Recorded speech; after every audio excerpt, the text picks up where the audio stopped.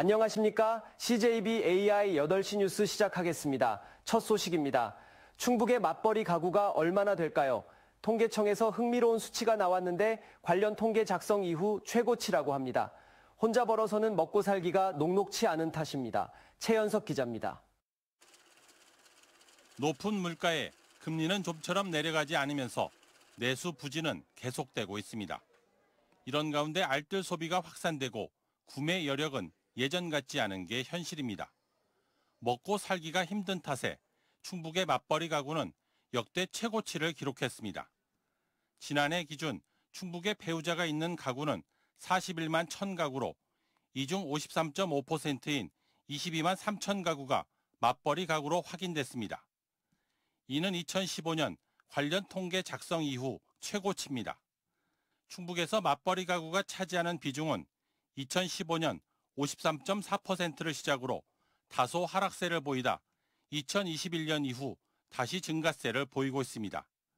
이런 가운데 충북의 1인 가구는 지난해 26만 3천 가구로 관련 통계가 작성된 2015년 17만 5천 가구보다 무려 50.3%나 증가했습니다. 충북 1인 가구 중 취업 가구 비중은 64.4%로 역대 최고치를 기록했습니다. 충북 1인 가구의 3분의 2는 독립된 생계 유지를 위해 일을 하고 있다는 얘기입니다. 한편 연도별 1인 취업 가구 비중은 2015년 63%를 보인 뒤 다소 주춤하다 2021년을 기점으로 증가세가 뚜렷한 것으로 나타났습니다. CJB 최연석입니다. 단단한 육질의 알싸한 맛이 일품인 단양 마늘이 본격적인 수확철을 맞았습니다.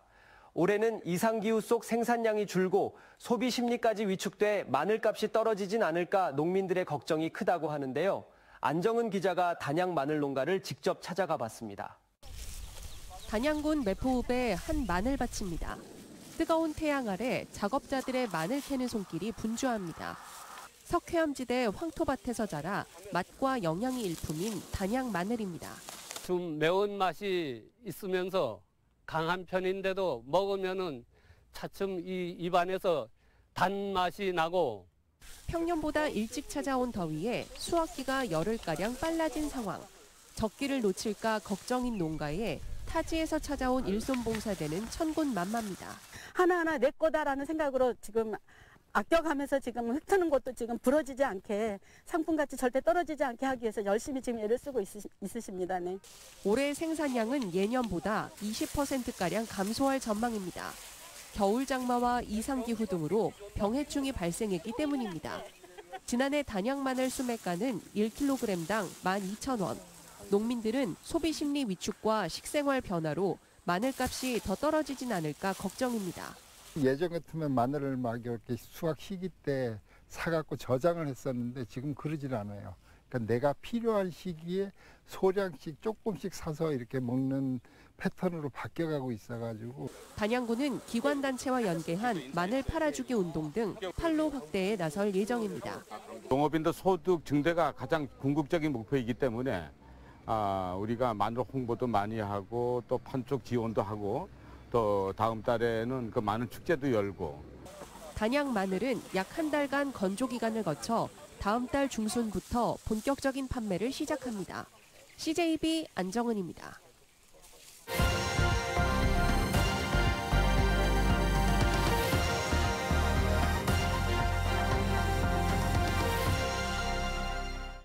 산불 위험과 기후 위기 시대에 부적합하다는 지적이 이어졌던 제주 들불 축제의 대표 행사인 오름 불놓기가 사라질 전망입니다. 대신 빛과 조명을 활용한 축제로 재설계될 예정입니다. JIBS 하창훈 기자입니다. 지난 1997년부터 이어져온 제주의 대표 관광문화 축제인 들불 축제. 새별 얼음으로 장소를 옮긴 뒤 시작된 오름 불놓기는 장관을 연출하며 전국적인 주목을 받기도 했습니다. 하지만 내년부터 이런 모습을 볼 수 없게 됐습니다. 들불 축제가 빛과 조명을 활용한 미디어 축제로 바뀌기 때문입니다. 제주시는 시민계획단 논의 결과와 전국 콘텐츠 공모 내용, 자문단 의견 수렴 등의 검토 과정을 거쳐 들불 축제 3가지 추진 전략을 발표했습니다. 제주의 정체성과 생태 가치를 지키고 시민 참여 축제로 만들어 나가기 위해 축제 기본계획에 시민기획단의 논의 결과를 적극 반영하였습니다. 우선 새별얼음 30만 제곱미터를 태우는 얼음 플로키는 들불 축제의 핵심 주제인 불의 전통을 이어가기 위해 빛을 적극 활용하기로 했습니다. 빛과 조명 등으로 새별얼음을 수놓아 불을 형상화한다는 것입니다. 또 축제장은 캠핑장과 놀이체험장, 불멍 공간 등으로 전면 재설계됩니다. 새로운 콘텐츠 발굴을 위해 제주 역사 자원 등 전통 문화와 제주만의 이야기를 연계한 공연 놀이 프로그램도 마련될 예정입니다. 제주시는 내년 변화된 축제를 개최한 뒤 축제 발전 방안을 모색해 나갈 계획입니다. 축제에 대한 만족도를 조사하고 시민과 전문가의 평가와 의견을 수렴하는 등 축제 전반에 대한 피드백을 통해 새로운 변화와 지속 가능한 축제의 가능성을 더욱 높여나가겠습니다. 불 대신 빛과 조명을 활용한 축제로 바뀌게 된 들불 축제에 대해 도민과 관광객들은 어떤 평가를 내릴지 관심이 모아지고 있습니다. JIBS 하창훈입니다.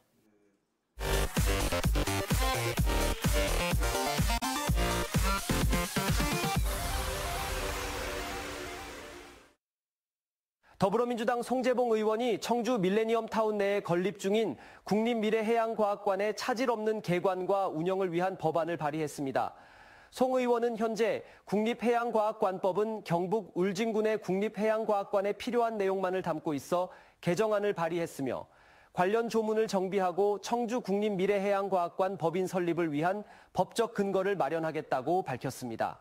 내년도 하반기 개관을 목표로 건립 중인 국립미래해양과학관은 사업비 941억 원이 투입돼 아쿠아리움과 어린이 해양문화체험관 등을 갖추게 됩니다. 조국혁신당이 충북도당 창당준비위원회를 발족했습니다. 어제 조국 대표 등 6명의 의원과 충북 당원들이 참석한 가운데 개최된 준비위원회 발족식에서 조 대표는 지난 선거에서 보내준 충북 유권자들의 지지가 큰 힘이 됐다며 이제 충북은 조국혁신당에게 험지가 아니라고 밝혔습니다. 조국혁신당은 다음 달 20일 전당대회에 앞서 충북도당을 정식 창당할 계획입니다. 청주시의회가 무단 방치된 개인형 이동장치의 견인 비용을 징수할 수 있는 법적 근거를 마련했습니다. 청주시의회 재정경제위원회는 개인형 이동장치와 견인 자동차에 관련된 조례들을 일부 개정했습니다. 개정안에는 개인형 이동장치의 이동 보관에 소요되는 비용을 사업자로부터 징수할 수 있는 근거가 담겼으며 이에 따라 교차로나 횡단보도, 버스 정류장 근처 등에 세워진 견인 대상 이동장치에 대해 견인료를 징수할 수 있게 됐습니다. 이번 조례안은 오는 28일 본회의를 거쳐 내년부터 시행될 예정입니다. 충북 지역 시민단체와 오송참사 유가족협의회, 생존자협의회가 참사 1주기 추모 행동을 개최합니다. 이들은 다음 달 8일 궁평 2지하차도에서의 기자회견을 시작으로 나흘간에 걸쳐 충북도청까지 도보 행진을 이어간다고 밝혔습니다. 이에 앞서 다음 달 1일에는 국정조사 추진을 위한 국회 기자회견을 계획 중이라고 밝혔으며 참사 1주기인 15일에는 청주시청 임시청사에 마련된 시민분향소에서 추모제를 연다고 덧붙였습니다. 청주지방법원은 음주운전으로 전동휠 탑승자를 치어 숨지게 한 30대 A씨에게 징역 2년을 선고했습니다. A씨는 지난해 11월 청주의 한 지하차도에서 자신이 몰던 승용차로 앞서가던 전동휠을 들이받아 50대 대리기사를 숨지게 한 혐의를 받고 있습니다.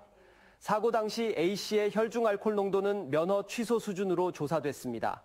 재판부는 만취 상태로 과속운전을 해 사고를 내는 등 죄질이 좋지 않다며 다만 유족과 합의한 점 등을 참작했다고 설명했습니다. 이상으로 CJB 8시 AI 뉴스를 마치겠습니다. 감사합니다.